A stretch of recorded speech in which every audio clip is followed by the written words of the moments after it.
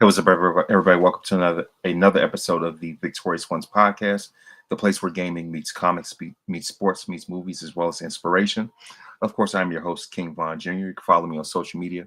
Excuse me, sorry about that. You can follow, of course, I'm King Von Jr. You can follow me on social media on Twitter /X at 301 King Von Jr. You can follow the show's Twitter page at Victory Pod 1. I'm also on Instagram at Mr. King Von Jr. You can follow the show's Instagram page at Victorious Ones Podcast. I'm also the social media producer for Perfect Plex Talk Radio, hosted by a friend of the program, Mike Knotts, on Mondays at 6 p.m.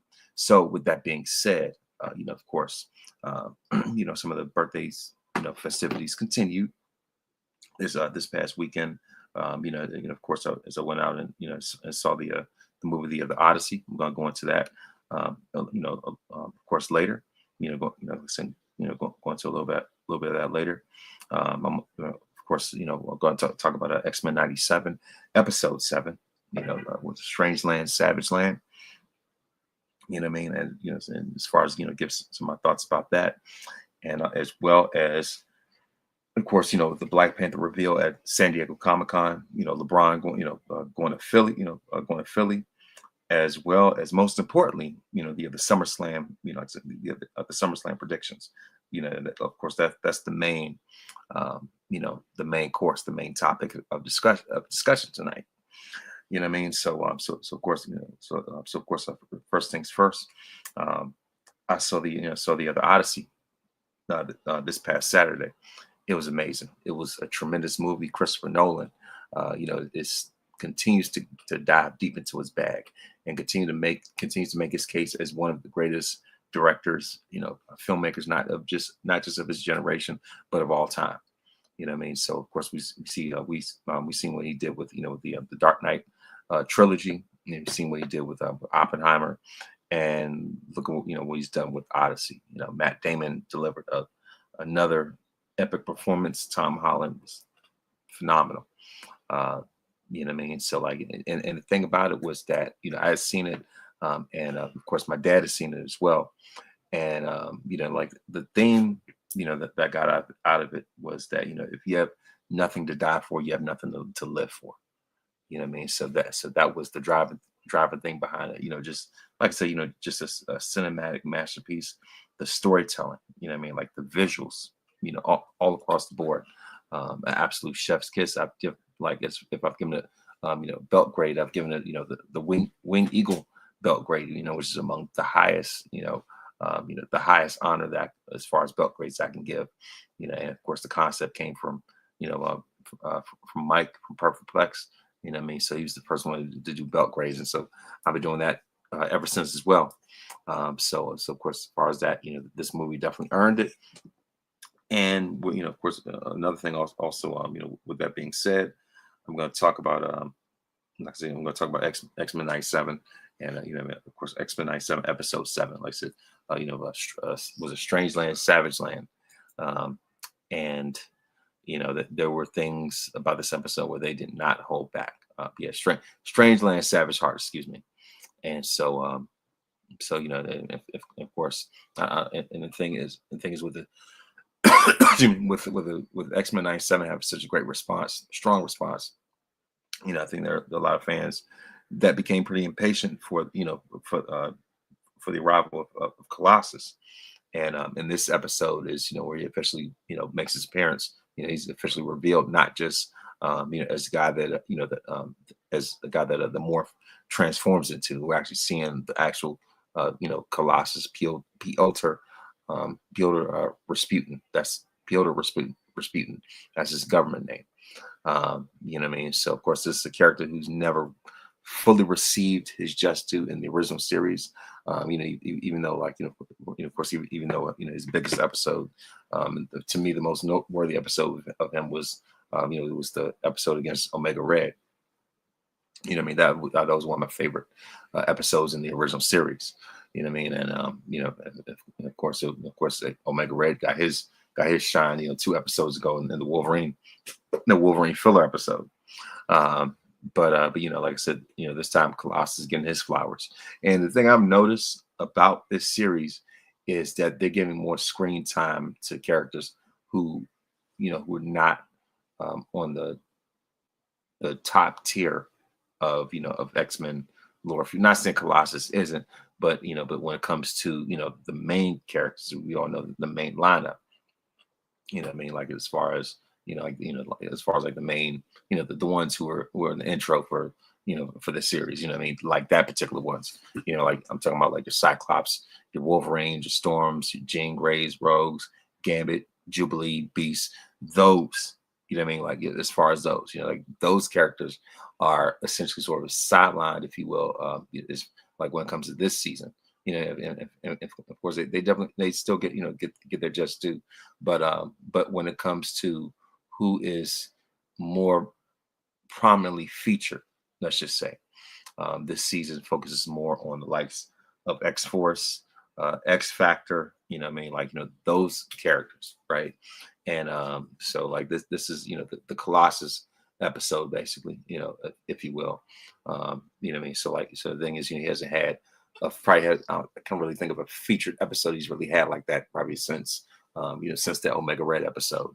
But yeah, like I said, this is where you get gets his fully receives his due right here. And of course, the thing is, Nightcrawler's enjoying increased screen time this season. So he's enjoying increased screen time in this this new adaptation. So why not Colossus? And so of course this episode was massively explores us the compassion that defines both Colossus and Nightcrawler. Because if you want to talk about characters who really have an outpouring of compassion, what I mean, I would say besides Jubilee, what I mean, like I said, I would say to the biggest ones, in my estimation, it would have to be, like I said, it would have to be, Colossus and Nightcrawler. What I mean, and so as far as that, and of course, you saw that, shows this episode shows Colossus and his sister, Ilyana. As we all know that, that was, that was in the original series. Talked about her a lot. What I mean, and like of course, it shows what what they were up to on the day, the day that Genosha died. Which of course was last season's episode 5, which is the Gambit episode. So this episode 7, takes a little bit of a flashback to to what Colossus and his sister were doing the same day that all that stuff went down. Like I said, the Gambit episode, which is the probably the biggest and biggest episode and probably the biggest punch in the gut in this series. What I mean? So of course, like I said, it tells their backstory of what they were doing, what they were doing, during those events. And and of course, I'm not going to give a spoiler alert. I'm not going to give a spoiler as far as who dies. R.P. Ilyana. But of course, and the thing is, hopefully, this series can use her death as an excuse to to get I mean like I said, I mean just the thing is, for her to for this character to be gone the way that she was, it's pretty disappointing considering that they could have done more with it considering her powers. What I mean? Like I said, spoiler alert. What I mean? As far as that, but yeah, and of course, hopefully this becomes a catalyst for Colossus to do exactly what he did back in the '90s comics, which turns back on Xavier's dream and throw his line in with with the acolytes. And of course, we see that Colossus is with shows him with the acolytes. And so the thing is, this episode established a new conflict to test the X-Corps team, and one of the breakout characters in this episode was a guy named Exodus, who was part of the acolytes, who kidnapped a very like a very infamous scumbag bigot, who's anti-mutant, by the name of Graydon Creed. For those who don't know, Graydon Creed is is the son of Sabretooth. What I mean? And of course, he forces the heroes to go into action to stop Creed getting assassinated. So I mean, the X-Men stopping Sabretooth's kid from getting assassinated, that was not on my bingo card. What I mean? So so as far as I was concerned, I was like, wow, like that's I mean, but then again, at the same time, the X-Men, the ones who, like when they go low, they go high, right? I mean, like, as far as that. Now, if it was X-Force, yeah, you might as well be, been saying RP to Great and Creed. But when it comes to X-Men, not so much. But of course, this series continues to make the most out of the complicated political climate that's established. And this episode really demonstrated the value of having X-Corps operating alongside the more traditional school-focused, X-Men. And and the only thing is, I wish that this season, have a few more episodes, in it. But of course, we have 2 chapters left in season 2, and so pretty much going to be, I guess, going to be another apocalypse from here on out. What I mean, especially when going to season 3, I think it's going to be very apocalypse heavy. And the thing is, there could have been more of a direct conflict between X-Corps and the Acolytes, but of course, in the end, I think the path that they chose, was the best in this scenario. And so, of course, we've already seen the X-Men outnumbered before and fight for their lives in Savage Land, as we've seen even in the original series. But instead, this showdown definitely takes some more, philosophical, approach to it. It definitely benefits the storyline with Nightcrawler and Colossus, leading the way on this episode. And so this was more of a war of words, rather than punches and energy blasts. And of course, there was definitely some action courtesy of Bishop and Polaris. And I like the intro, of where they included Polaris. Like I said, the same way that X-Force had their own special intro. This episode has a special intro, which introduced Polaris on the team. And for those that don't know, she's the daughter of Magneto. And matter of fact, she was part of the made her debut with X-Men back in the late '60s, like 1968. So Polaris predates Wolverine. So I mean, so she she was like one of the earlier X-Men outside of the original 5. As far as that. But yeah, like I said, as far as that. But of course, like I said, the duo of Bishop and Polaris, definitely quickly developing into a very, a very entertaining, duo. And so, and the thing about it is that, after, somewhat falling short in episode 5, season 2 bounced right back in episode 6.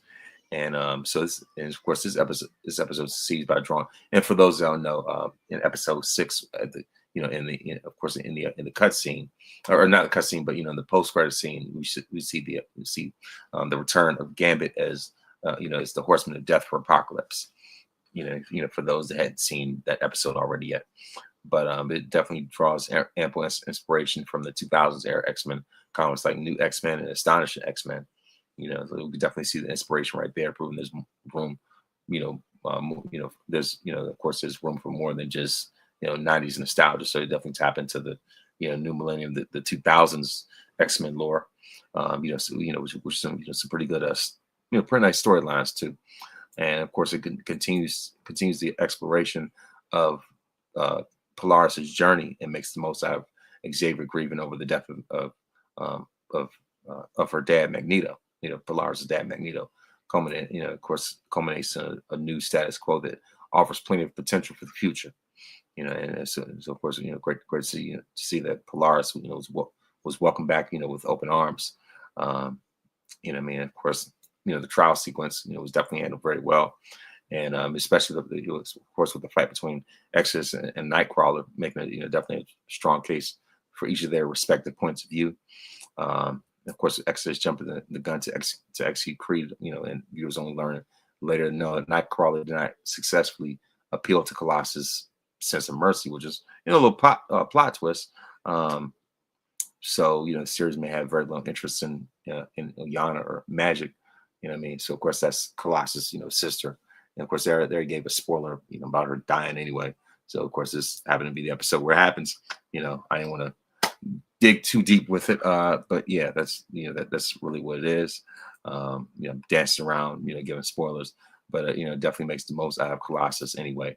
And so it's very exciting to see, to see Colossus team up with, with the Xavier Institute in the end.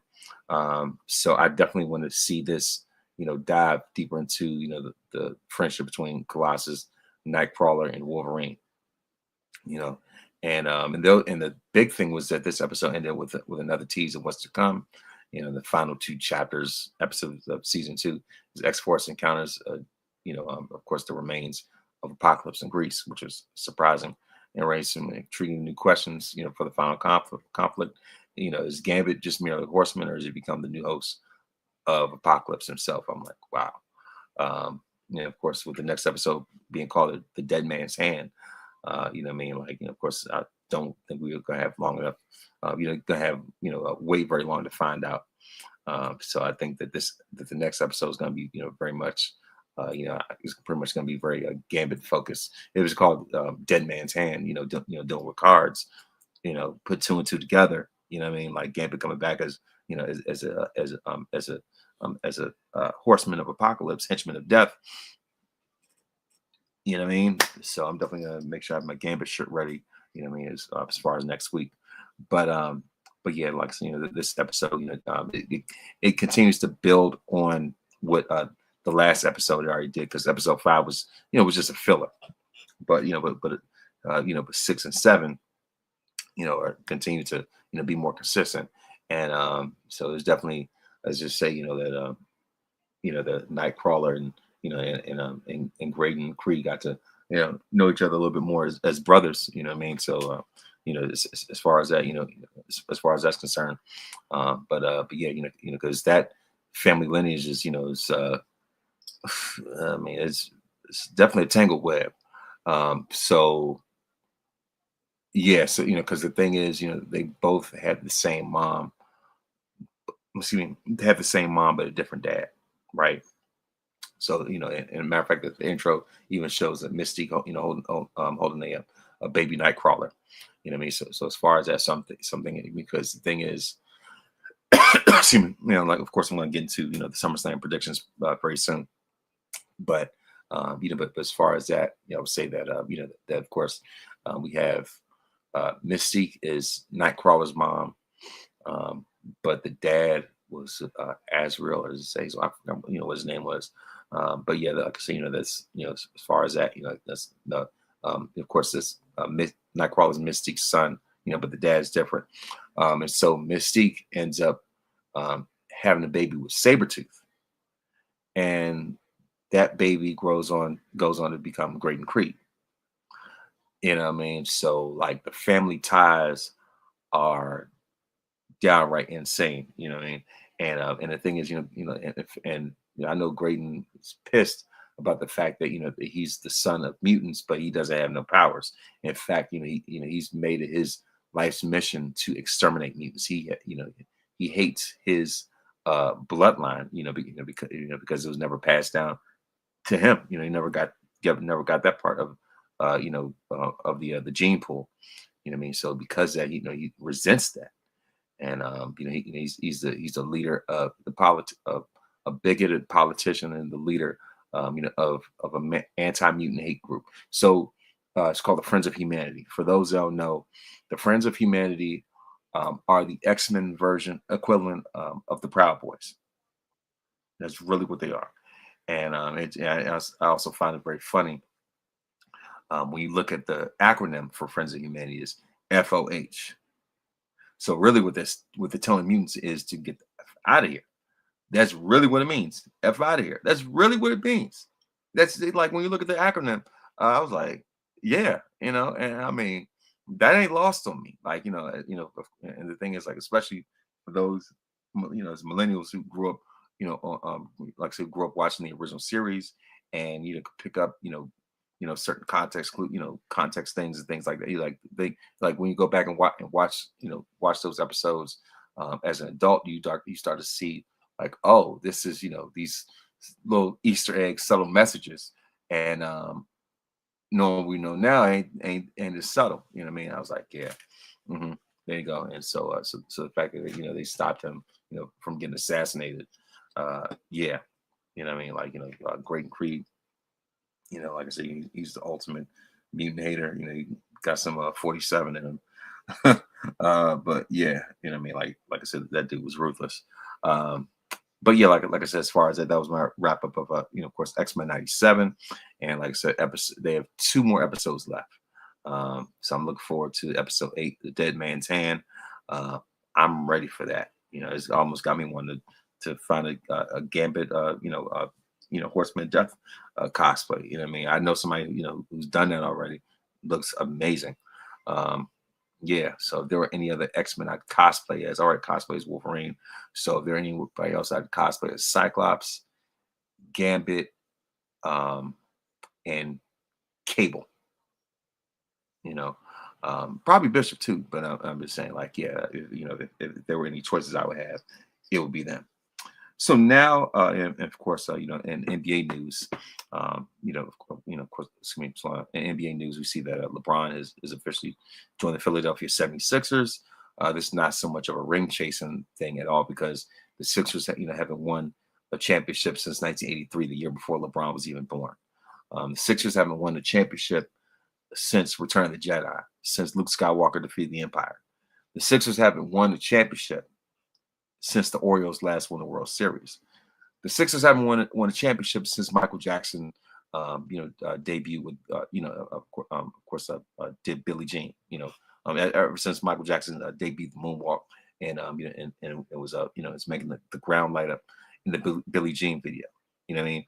The Sixers haven't won a championship since Michael did beat it. They haven't won a championship since Michael released the Thriller video. You know what I mean? That's how long the Sixers haven't won a championship. They haven't won a championship since Magic Johnson had the goatee.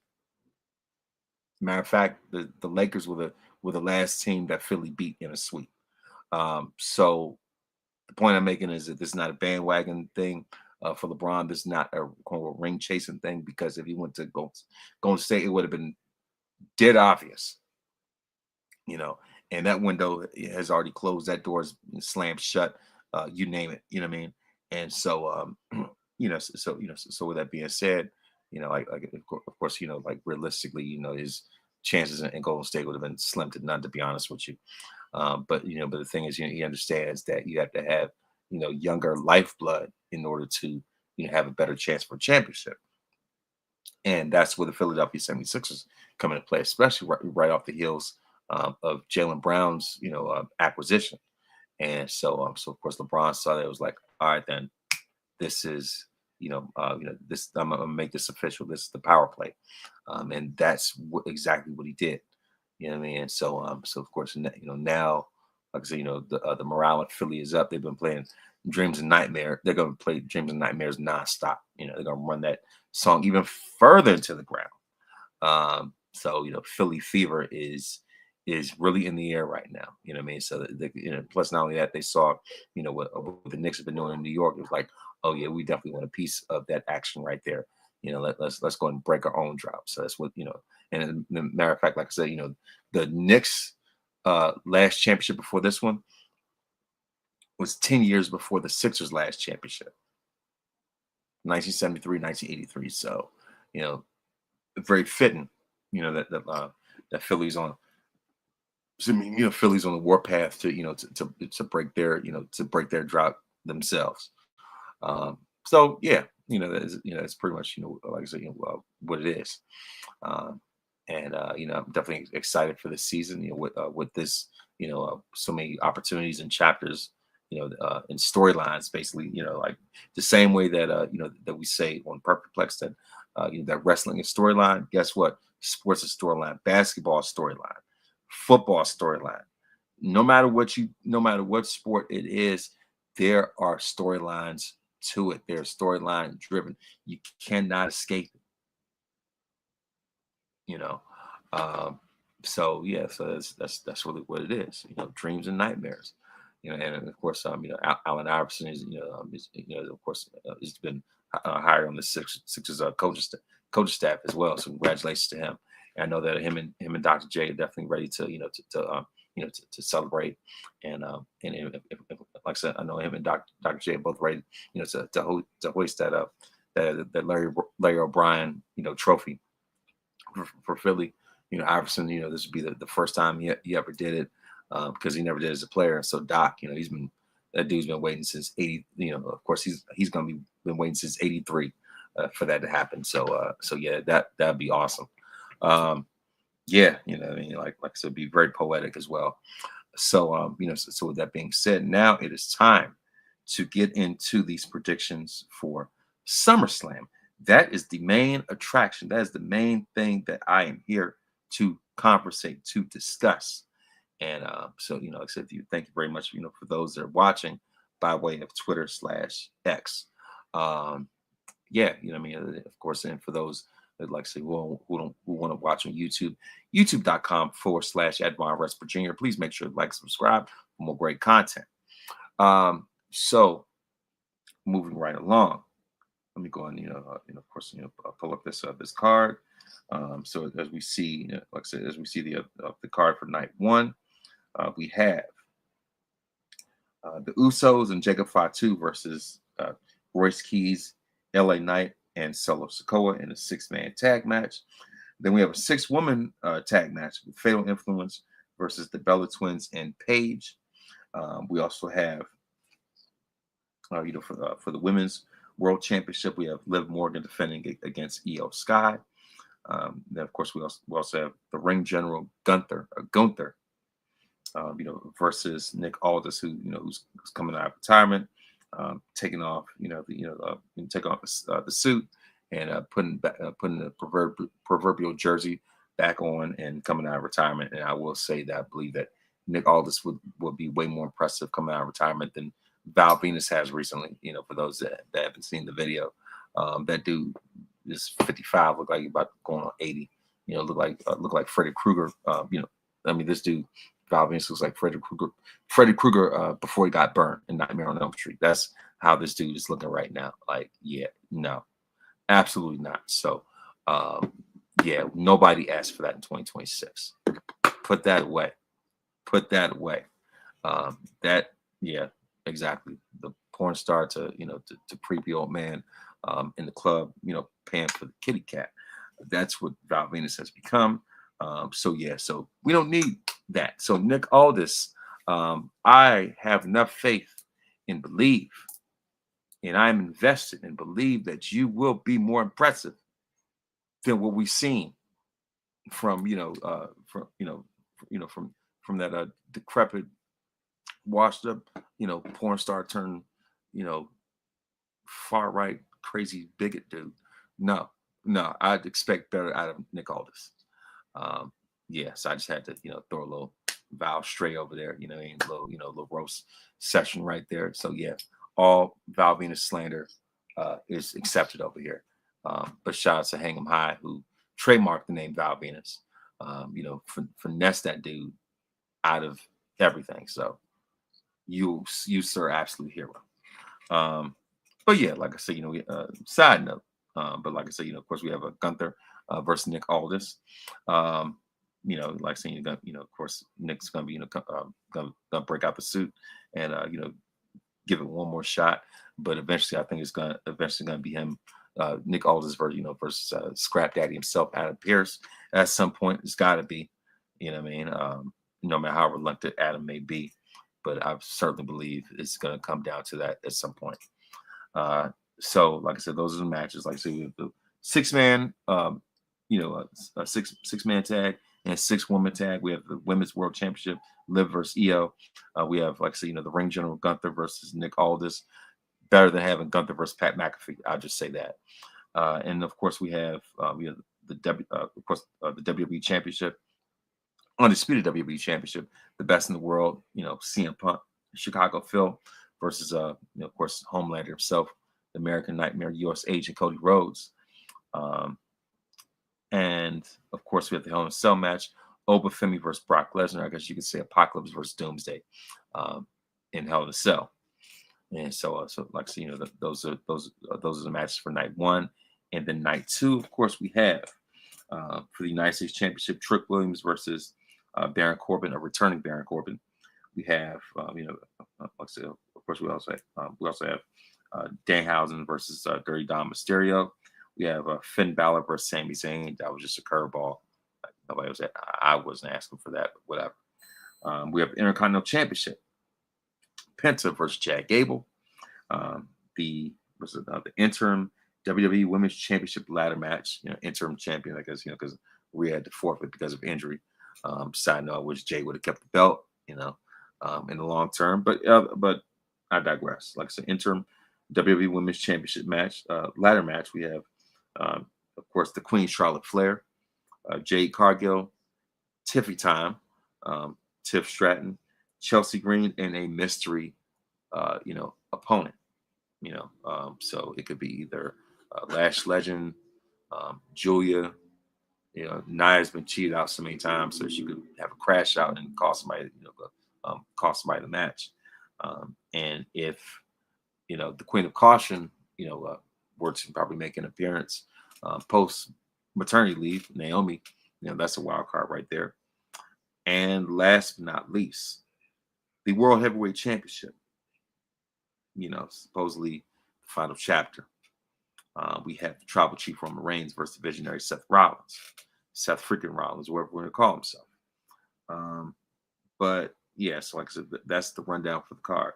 So now it's time for me to give my predictions. As far as of course, as far as the Usos and Jacob versus Keys, LA Knight, and Solo. But by the way, shout out to Solo for being for stepping to his entertainment factors, his funny factor. This dude's a natural comedian. I can definitely tell. It's a special Monday Night Raw. When Jay was giving off the warning shot, bang, and you could hear Solo in the crowd go like, pew pew pew pew. I was like, oh, come on now. That's he's naturally funny. But with that being said, regardless of the comedy thing, I have the Usos and Jacob winning because there's no reason whatsoever. There's no incentive for LA Knight and Royce Keys and Solo to win. So I could see Solo of course linking back up with his family. So as far as that, I see, like I said, the Usos and Jacob taking that one. Now, as far as the 6-woman tag match, I have Fatal Influence defeating the Bellas and Paige because Fatal Influence needs this more than the Bellas and Paige do. The Bellas and Paige have already been established, right? As far as that, they've already won championships. So they're already well-known names. But Fatal Influence, they just need the elevation even more. And to get a W over over established names like this, yeah, that, like I said, that's more instrumental for their career, and they definitely need it. So that's why I have Fatal Influence winning. For Gunther versus Nick Aldis, I have the Ring General winning. He's already gone on career killer run, if you will, like streak, if you will, by defeating John Cena last December at Saturday Night's Main Event, and AJ Styles at the Royal Rumble. So what would it look like for his brand if he were to lose to somebody who who's been in retirement for years and has been a GM and everything. Now, of course, don't get it mistaken. Nick Aldis is still in great shape. You could even tell by how he wears suits, so you can definitely tell he still keeps himself in in ring shape. Of course, Mickey James is definitely makes sure of that. So so that definitely does him plenty of favors in more ways than one. Yeah. So but even with that, of course, with Gunther, defeating established names and legends the way he has, not a legend killer because that's Randy Orton, but as far as a career killer, Gunther, has been putting some big names down. He defeated Seth Rollins at WrestleMania.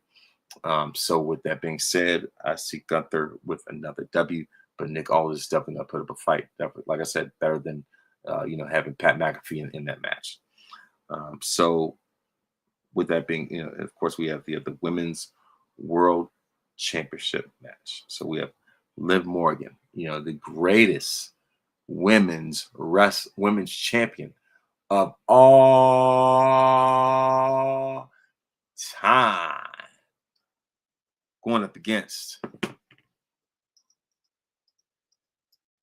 Io, the genius of the sky. Um, there's part of me that wants to say Io, but in terms of the long-term impact of her, title reign, it's just like, you know, what else is she really going to, you know, what other values she really gonna have to that world title? Um, but at the same time, Liv Morgan, like if anything, I would say that that she has been been making improvements, like I said, on the microphone especially, so with that being said, it's just like I want to go with EO, but there's a part of me that even more I'm thinking about it now, I'm kind of might be leaning towards Liv. Um, Actually, you know what? I'm a stick with. I'm going with EO. I'm going EO. Uh, yeah, but if Liv wins, I'm not losing sleep. Now next up, of course we have the WWE Championship with CM Punk versus Cody Rhodes. I'm going with Chicago made Punk, Charles Manson Punk. Still, of course, retain the WWE Championship, and side note, um, SummerSlam is in US Bank Arena, US Bank Stadium, excuse me, hometown of the Minnesota Vikings. And it just so happens that just so happens that the SummerSlam is at the Viking Stadium the month before the NFL season starts. So that was very calculated on behalf of TKO and ESPN, right? And the thing about it is that when it comes to SummerSlam, it's like that last time where you could really experiment and just go all the way out, before the dead season kicks in. Of course, especially because in September you have NFL, so that's going to take away viewers, because everybody's going to be paying more attention to football, with football season right around the corner, within a little over a month away. So as far as that's concerned, then in October, the NBA season, like I said, the NBA season returns, and and of course, not only that, but of course, we have the MLB playoffs. Especially with the World Series within October as well. So WWE has to cash in on on this last window of really generating a lot of buzz. So SummerSlam is their now or never. Because after that, they're just going to fall into a dead zone basically.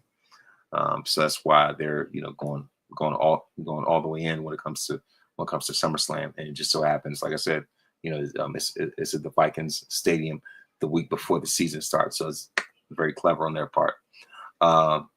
With that being said, of course, it would be funny if CM Punk, as I said before, if he comes out with Vikings colors, it's pretty much the same way that Saturday Night's Main Event, he was wearing Knicks colors, because Saturday Night's Main Event was just a big, Knicks celebration. That's really what it was. It was all about New York. So of course, Punk and Cody, had blue and orange in their gear. Danhausen especially, what I mean. But in this one, it would be funny if CM Punk came out with, with purple and yellow, purple and gold, like I said, purple and gold trunks, and boots, much like the Vikings. Like I said, that'd be hilarious. But with that being said, I still go with Punk retaining the WWE Championship. And then we have Hell in a Cell, Oba Femi versus Brock Lesnar.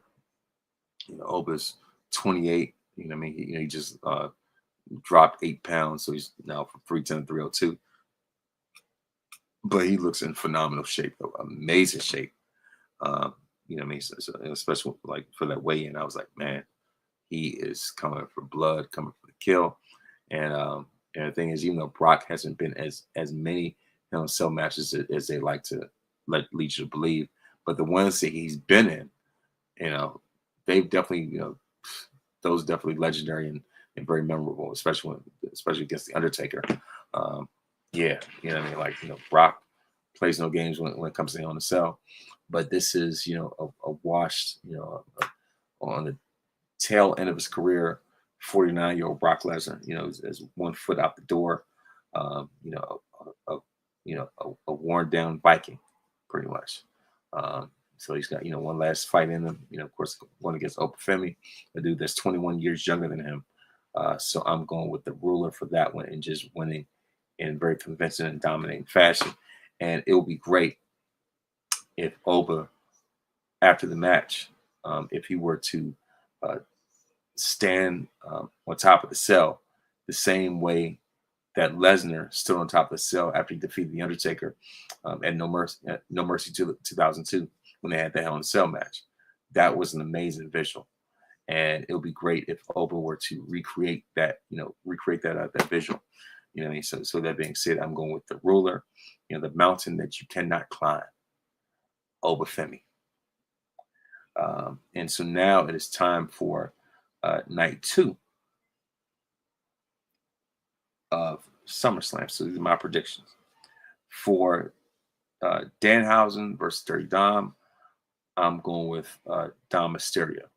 You know what I mean? And the thing is, Dominic Mysterio, he just has that natural heel heat. The type of heat that you cannot teach, right? It doesn't feel forced. MJF. You know what I mean? Like, the thing is, he doesn't have to, call people names and and use all kind of profanity, this other type of stuff. You know what I mean? He doesn't have to force it. And the thing is, I've said this on Monday, even though Dom is not in the same category of the names I'm about to mention, but he has that generational heel heat, among the likes of Vince, Orton, Piper, Trips himself. That's elite company. Those dudes were heat magnets, and Dom has the capacity to be a heat magnet, because I feel as though the Danhausen Knicks mania has pretty much worn off at this point. Especially with that the segment with Joe Hendry on Monday. Nah, dude. But as far as that, still see a Dom Mysterio winning, even though we could have done without Ryan Garcia, especially when we know what this dude's about, and what he stands for, things like that. His beliefs, his ideals, and the disparaging things he said about George Floyd, black people and things like that. And meanwhile, Danhausen, was someone that says that's very much opposed to racism and discrimination. He's Danhausen's against that type of stuff. And so the thing is especially when the company TKO, they've seen those receipts. They've seen the receipts of what Ryan has said and what Danhausen has said. And so to put that segment together like that, to have Danhausen, who's ally of ally when it comes to black people, when it comes to marginalized people in general, right? He stands against hate, right? To have him,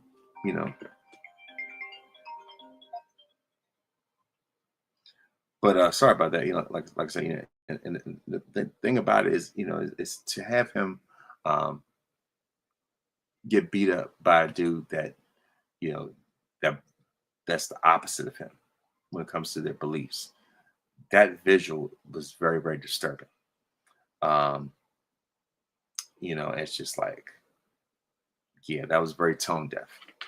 But other than that, like I said, from a match standpoint, I'm still going, like I said, still going with Dominic. Like I said, outside of all that other the Ryan Garcia stuff, they could have kept him out of that. But match for match, I'm going with Dom. Um, of course, like I said, of course, as far as as far as Finn and Sammy, I'm going with Sammy on that one. And there are people want to say, well, Finn hasn't, you know, been the been hasn't had that title for 10 years. You know, at least he could get a title shot. Like, nah, Finn already had, his title shot against CM Punk. You know what I mean? So, uh, yeah, like, that ship has already sailed. So, like, nah, I'm going with Sammy. You know, he was already the champ before, and for him to get shortchanged the way he did, so he's definitely more, more than deserving of being in that contendership. So with that being said, I have Sammy winning that one. Like I said, I have Dom winning, I have Sammy winning. For when it comes to the U.S. title, that's a tricky one. No pun intended. Um, I'm going with Trick Williams, especially since he just got that belt, that fur belt, so that goes perfect with him. This dude's got aura. He's a moneymaker. And I definitely want to see Trick versus Mello for the U.S. title, but he's a wild card. Baron Corbin just came back, so I doubt that they're going to have him lose.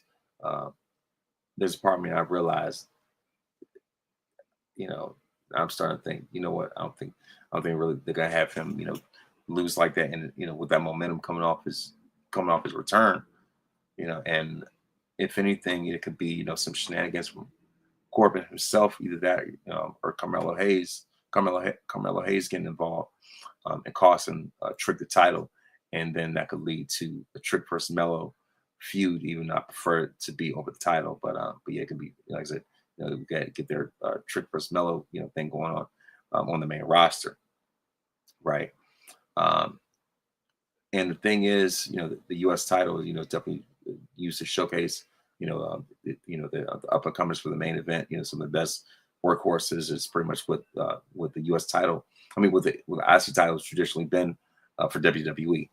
It's a launching pad to bigger success. So Trick, with him elevating the U.S. title the way that he has, like I say, it's eventually going to get to a point where he's going to outgrow that title and move into the next step, the next phase, the next season, which would be the main event.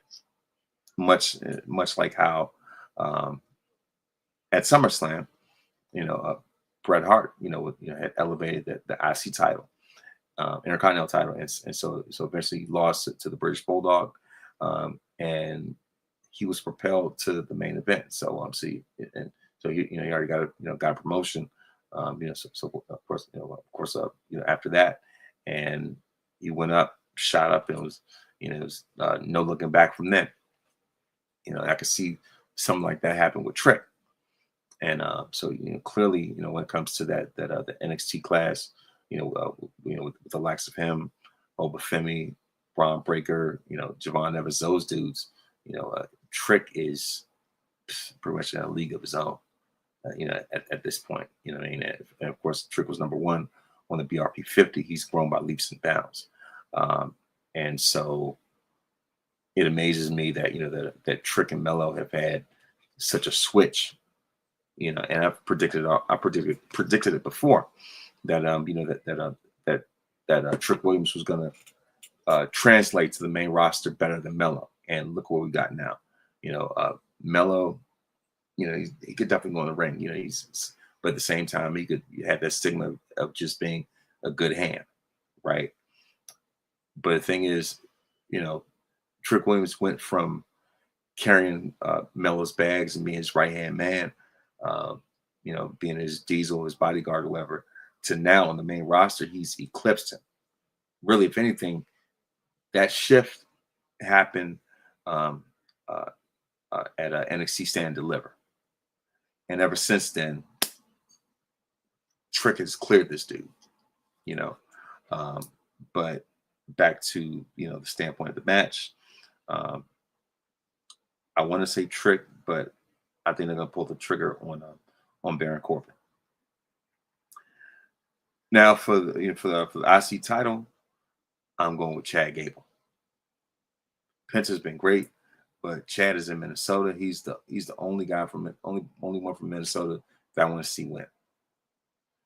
So and especially with with how great he's been in AAA. You know, it's a Grande America, you know, original El Grande Americano, having that match with Kaiser, and he's apologized to luchadors and everything like that.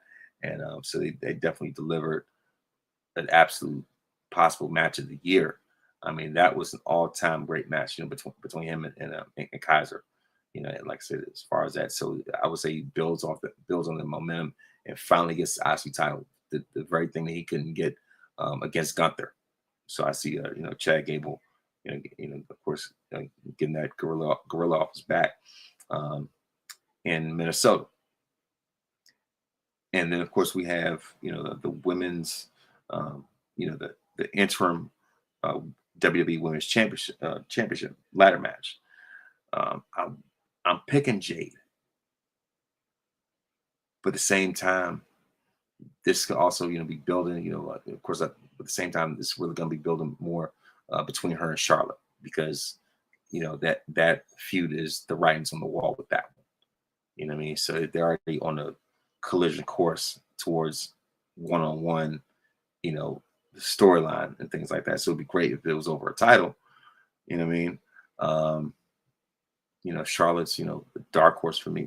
There's another pick, but as long as it's not Chelsea or Tiff, I'm good. You know what I mean? Especially if Chelsea were to win, you know, over Jade, considering, you know, that there are the online beef, and that would just leave a rotten taste in my mouth. You know what I mean?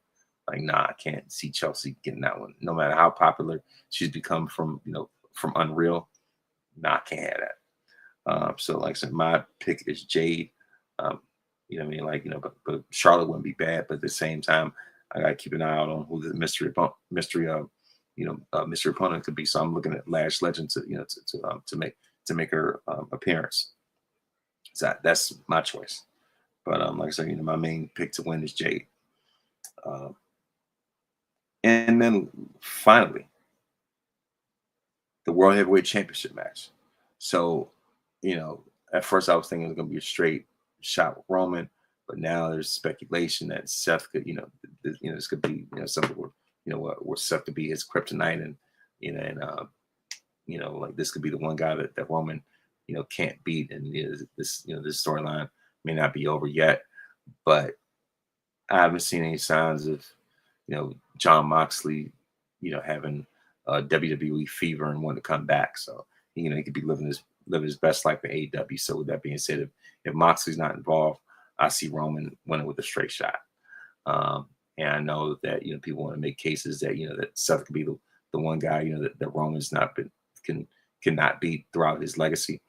Um, while that could be true, but I also push back with the fact that, you know, that eventually, you know, somebody has to overcome their mountain, right? Jordan eventually overcame the Pistons, right, and beat them in a sweep. Uh, you know, even when it comes to football, you know, I'm a Cowboys fan, but you know, like, you know, for a while, we had 49ers number. Eventually, you know, Steve Young woke up and was like, you know what, let me get this monkey off my back, this gorilla off my back. And he defeated, you know, of course, the 49ers finally defeated the Cowboys. So, you know, finally got that off his shoulders. And then time back to wrestling, you look at the trilogy, WrestleMania trilogy with The Rock and Stone Cold. You know, for the first two, Stone Cold had Rock's number. But when it came to WrestleMania 19, Rock finally got that W. He said the one thing he had not done, you know, was to beat Stone Cold at Mania. He finally did it. So I could see that being Roman's case, and especially, you know, with this new bloodline, and if he were to lose, and how that wouldn't bode well for, you know, the momentum of, you know, of this new iteration of the bloodline, you know, where Roman doesn't need interference. And I like this. I like how they, you know, been the storytelling with that. So I would like to keep it that way when it comes to, you know, like I said, when it comes to Roman versus Seth. So with that being said, I'm going with the Tribal Chief to retain the World Heavyweight Championship. It's not a slight on Seth. It's not a knock on Seth whatsoever. He's a Hall of Famer in his own right. But you gotta understand, there's levels to this. There's levels to this, you know. And so, you know, so where they call each other brother and stuff like that, and you know, and of course, I know that this past go home episode definitely got pretty spicy. You know what I mean? But of course, overall, I'm going with the Tribal Chief for the win. And of course, as far as NXT, we see that Grayson Waller has come back with a vengeance, and he's challenging for the NXT Championship. And I am ready for that. We also had, of course, on Monday Night Raw, Raquel Rodriguez is your new women's Intercontinental Champion. You know what I mean? And so yeah, so as far as that, like I said, just giving a little bit of a rundown as far as the miscellaneous things. But yeah, and of course, I'm definitely looking forward to more of what Rain Vulcan has to offer on the NXT roster. So like I said, as far as that, but yeah, like that's pretty much it right there. And I have given my predictions, and now it is time for the birthdays. So like I said, of course, July 25th, the late great Walter Payton would have turned 73. Kadeem Hardison from a different world, turned 61. Also on July 26th, Mick Jagger, turned 83. July 27th, Triple H turned 57. Dolph Ziggler turned 46. They share the same birthday. So of course, on July 28th, Young Dolph would have turned 41. July 29th, Big Papa Pump Scott Steiner turned 63. On July 30th, Lawrence Fishburne turns 65. Arnold Schwarzenegger turns 79. And of course, Kate Bush, I think she turns 71. And so that's pretty much it for the birthdays. And before I go, I'd like to give a word of wisdom. The thing about it is that, so my word of wisdom is that it is better to move forward with a slim chance to live than to stay where you are or go back with a guaranteed chance of death. And the thing about it is that when you look for one thing, God will surprise you in another way. And the thing is, when you walk, that's when God starts working. So it's all about moving by faith, and God will work out the rest. And so that's my word of wisdom. And also always remember, you are victorious because greater is He that is in you than he that is in the world. When you put God in first place, you don't have to worry about being in last place. So please make sure to listen to this podcast or on iTunes, or rather Apple Podcasts, Spotify, Google Podcasts, wherever you download podcasts. I'm also on YouTube, youtube.com/@VonResper Jr. Please make sure to like and subscribe for more great content. And thank you very much for listening. And thank you very much for watching. And may this day be the absolute very best day of your life.